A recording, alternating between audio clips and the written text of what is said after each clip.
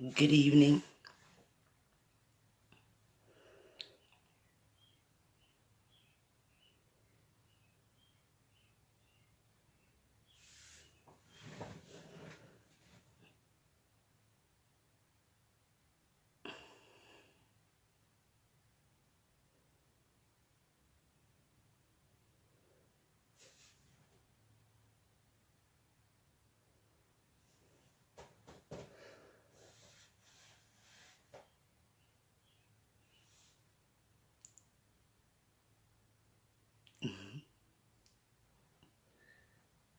Good evening.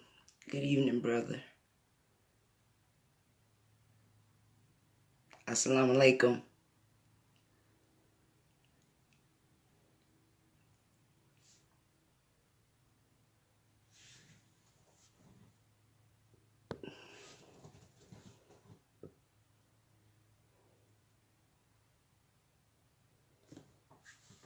Assalamu alaikum, brother Bilal.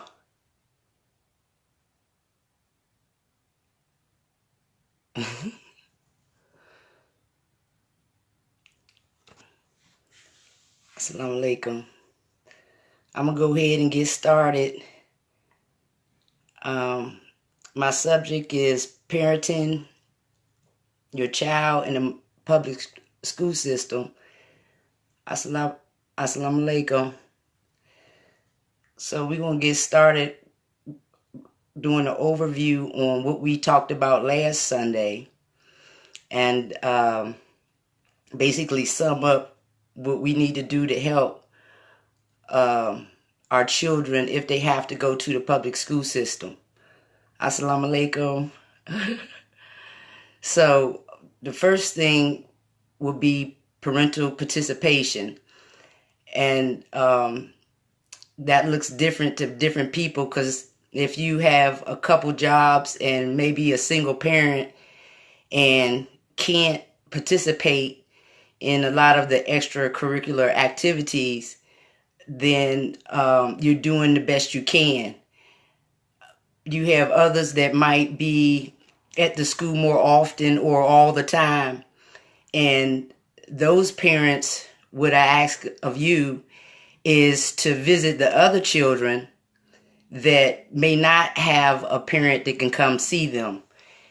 Go to their games, check on them, make sure they're doing okay, and being an open ear for them. And sometimes they'll be able to talk to you or create a bond or relationship with you that might be deeper than they can with their parents, because they are trying to support or provide for them. So yeah, parental participation is key. When you look at a lot of the school divisions that have a large population in the PTAs or PTSAs, Teacher Student Association, they seem to be doing well. At the same time, it seems like they're in the white communities.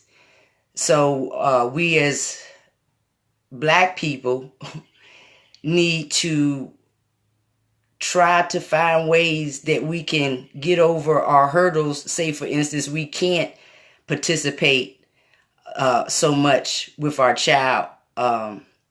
Another thing we tend to do, even if we are those parents who participate, is by the time your child gets in middle school or to high school, then you don't participate as much.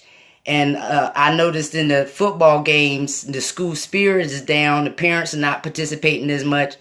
And the only people that are attending are maybe their friends and the coach and the coach's family. So if we can get back into that thing that motivates the children to not hang out in the street, feel like somebody else cares about what they're doing if they do go to practice every day, and that in itself is showing teamwork, leadership qualities, and all that. So us as parents have to support that. Another tip would be to communicate with your child's teacher. If your child's teacher feels comfortable with you and feel like you have a working relationship and y'all friends, then more than likely they will call you before something happens to your child. Assalamu alaikum, Sister Shamanda. Yeah. Assalamu alaikum, Brother Steve. So, Black Power, brother. So, let's take them to school. Yes, sir. So, but yeah, so if you were to participate more in the activities, that'd be good. Communicating with the teacher, having a friendship before anything happens to your child, not just after something happens. If they call to discipline your child or say that your child can't come back to school unless they come with you, and then you hear only the child's side of the story, and you come back to the school with an attitude, which when you react to something emotionally, you're not thinking properly. It might be some value to what the child is saying. It might be some validity to what the teacher is saying. So if you can just listen as a judge to everything that is being said on both sides, and then decide how you want to go about handling the situation, then that's what you do. You don't go emotionally. Another thing is, if you is a big stigma on special education or a child that needs IEPs, need to be in a different learning environment, have ADHD or any of those difficulties that might keep them from behaving in school or disrupting the class, is okay, because, to a certain extent, everyone has a disability. Everyone in the world is not able to do everything. So drop the stigma, get help, ask for help if you need it. We got programs in the communities. If you ask, you can probably go through the school system and say, what can I do to help my child? And when you acknowledge the fact that you want something done and need the help, then the resources will be there for you.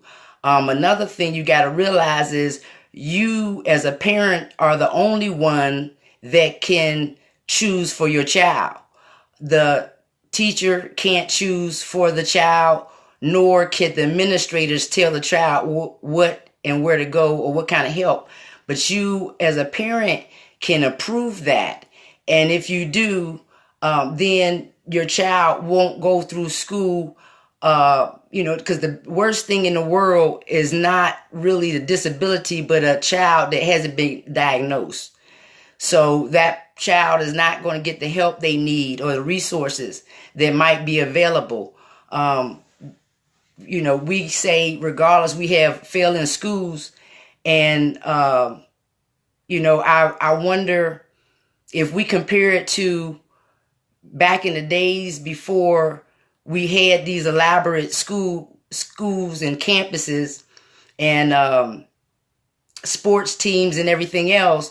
We had a one-room school, and within that one-room schoolhouse, from kindergarten to 12th grade students, unless you had to work the fields, became engineers and inventors and scientists and everything else that we had. So I don't think that it is, Assalamu alaikum, Brother Malik. I don't think that separate your child with the IEP. That I understand, Sister Khadijah.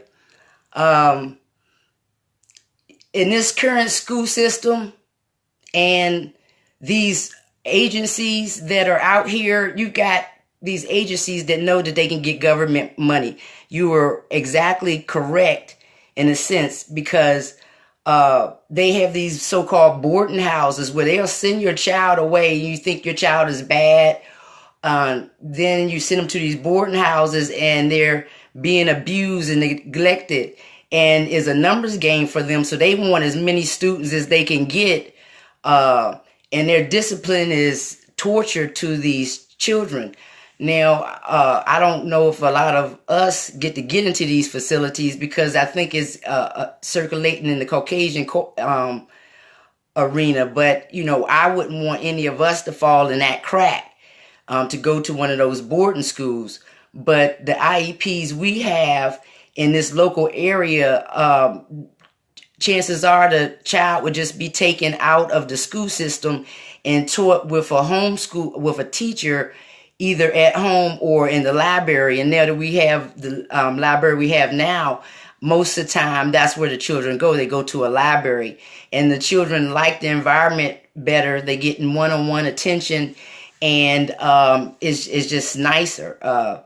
So, you know, IEP is depending on who's implementing it and, you know, what kind of systems they're connected with, because those are just organizations that come into a school and say, hey, we provide these services. And they say, okay, well, you're a choice. So when the student comes before the disciplinary board and we make a decision, we give them one of these as a choice. And if that company made a good presentation to us and we haven't gone and checked it out, you know, which, you know, I'm not that type of person. Whenever I vote or agree with something, I got to see it in all 360 degrees of information before I make a decision. So, but some of these things is just a money-making connection and money-making network. And yeah, we have to stay clear and know that those places do exist. So, but yes, ma'am, you said you as a parent has the last say so. And that's just if you know, because when they did the documentary on those facilities that were doing that to the children, the parents had no clue. And some of them children were being abused so much that they had bruises and other things. I mean, to just listen to the testimonies of the children in those facilities. I'm trying to think, it was a historic,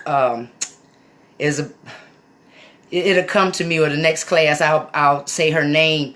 She was in one of those facilities, and she had went back. She said it was the first time she had been back since they had closed the place down. She grew up to, you know, write books and do a lot of other things. I'm gonna think of her name. But anyway, I say that to say this: you right, is no 100% guarantee in anything you do. I suggest you check behind everything.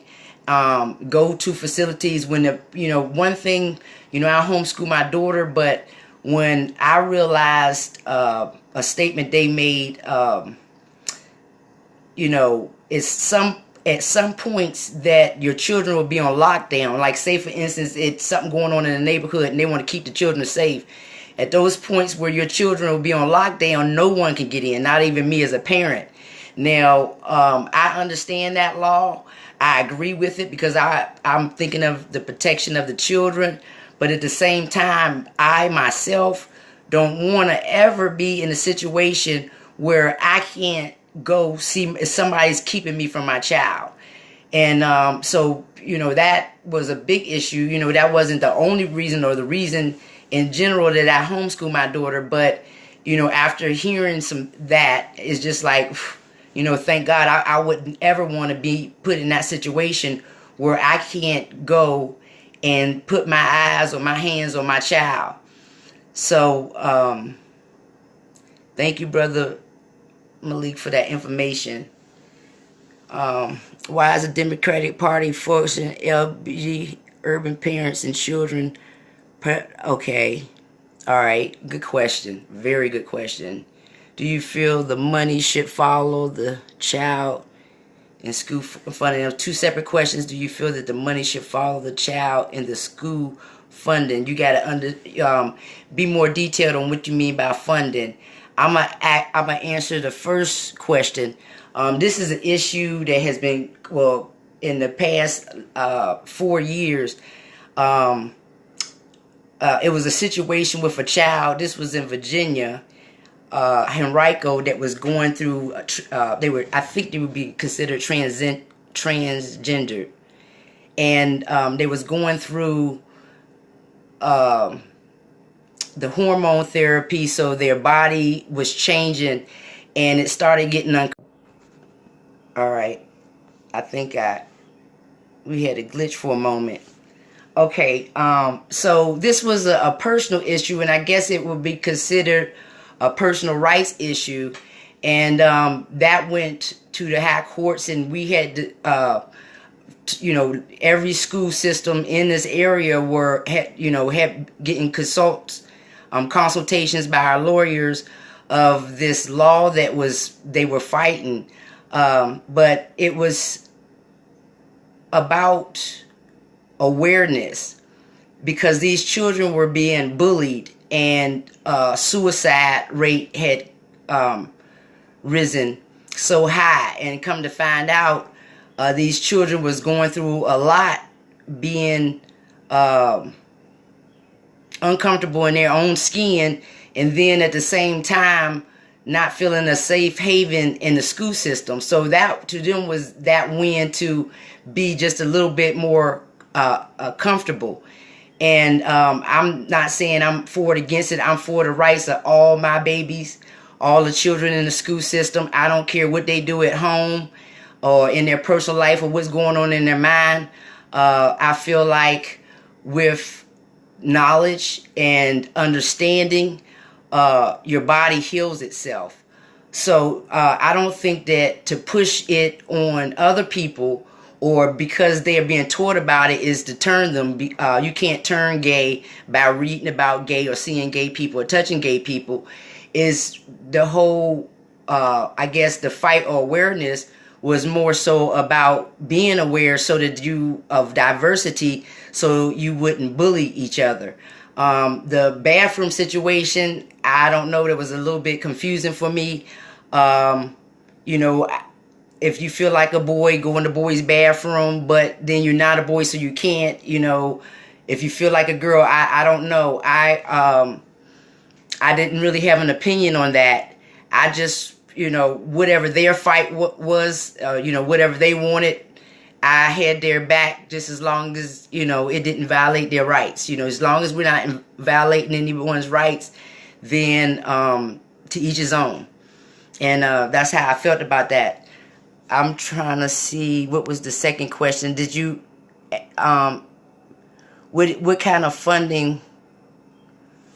Assalamu alaikum, brother Craig.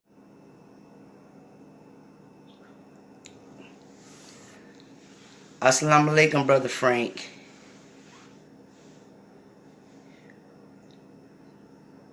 So, yeah, so that's, I had a glitch in it. So, that's also, I suggest that we just continue to stay close to our children. Don't think they, especially when they get to middle school, when they want to distance themselves from you, that's when you really need to know what's going on. You need to check in their rooms, as long as they living under your roof, in your house. You have the right to search. If they want privacy, then they need to, pay rent and go somewhere else. So in all, if you have a child in a public school system, the main thing you have to remember is to continue homeschooling your child. Their family values and ethics comes from home. They don't know what your child needs like you know what your child needs. They don't know what your child's going through.